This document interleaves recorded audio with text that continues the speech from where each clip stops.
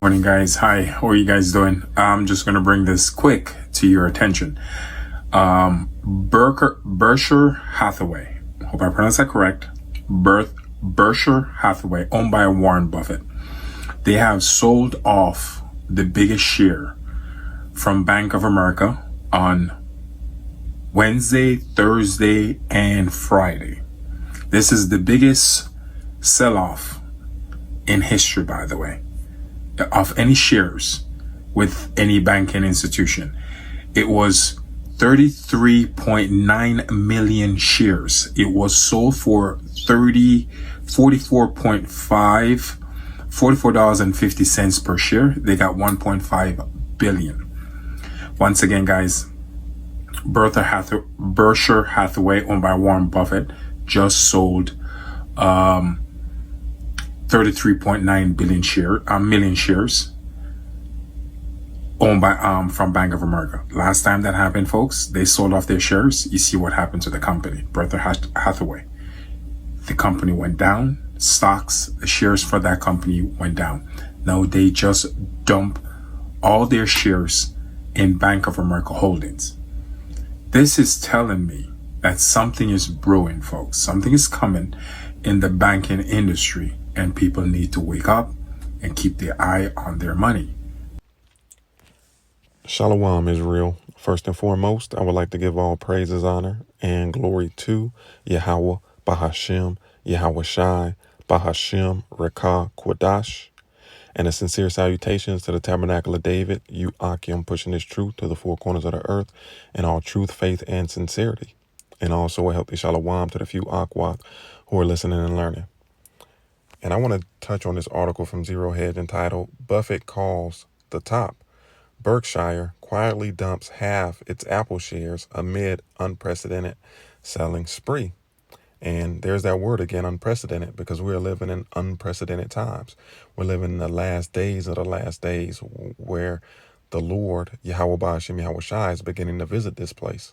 Okay? And these are signs indicating his coming. So let's dive into this article.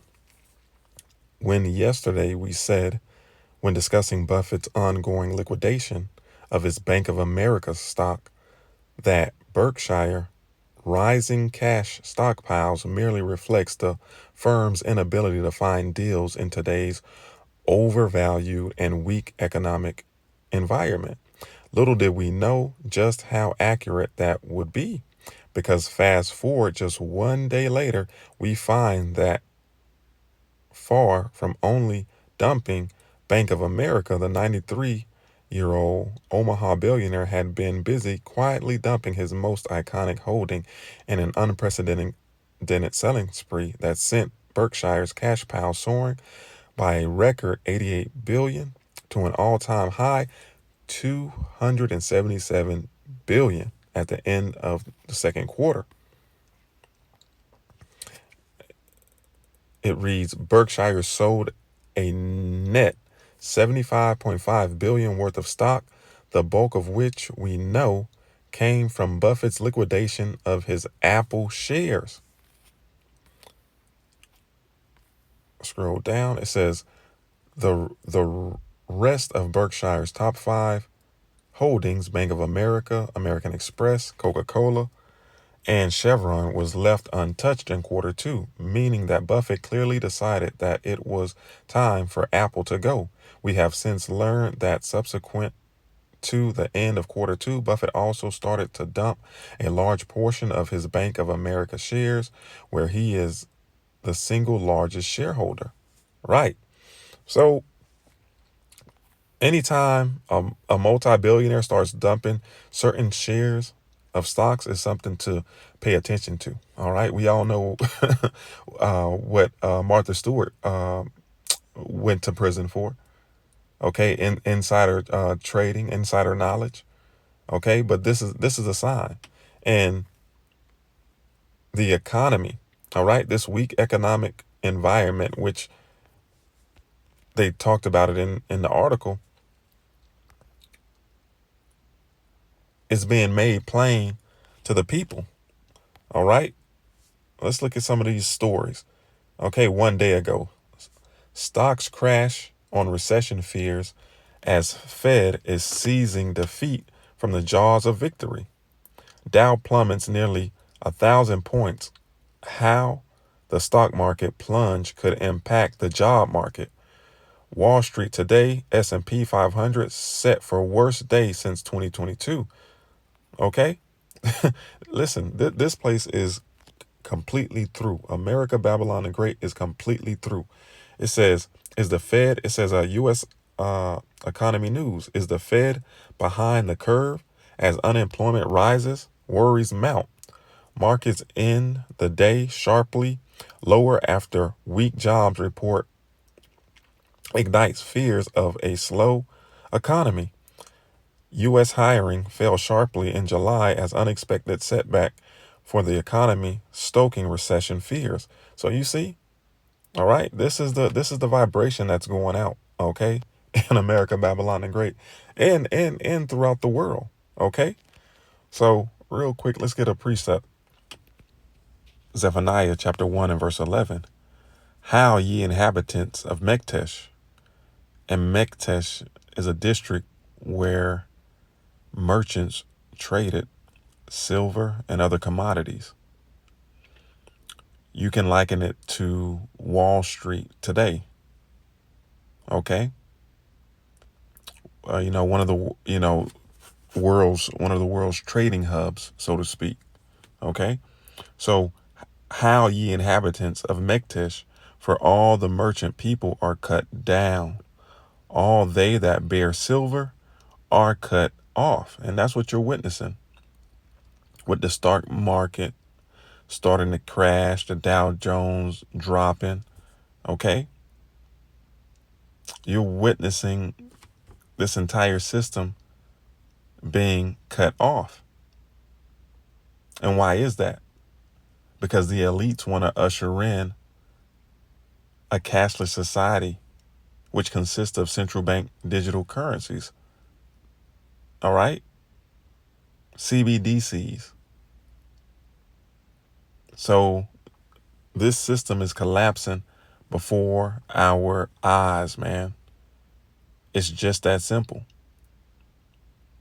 And this is why in Ecclesiastes, if I'm not mistaken, the 12th chapter, it talks about the keepers of the house are going to tremble. And that's what these people are doing, man. They are trembling.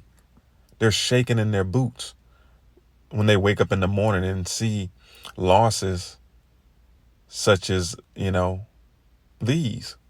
Okay? So, real quick, let's get Isaiah chapter 47 and verse 1. Come down and sit in the dust, O virgin daughter of Babylon. Right. America, come down off your high horse. All right? Come down from being so prideful and sit in the dust. That dust is representing confusion. And the people are confused. These lower level peons, the keepers of the house, who are not in on the full plan of this orchestrated collapse, these lesser luminaries, all right, they're confused. O virgin daughter of Babylon, sit on the ground. There is no throne. Right. There is no throne. There is no fixing what's about to happen to America, Babylon the Great. There is no making America great again. We always say that, but it's true.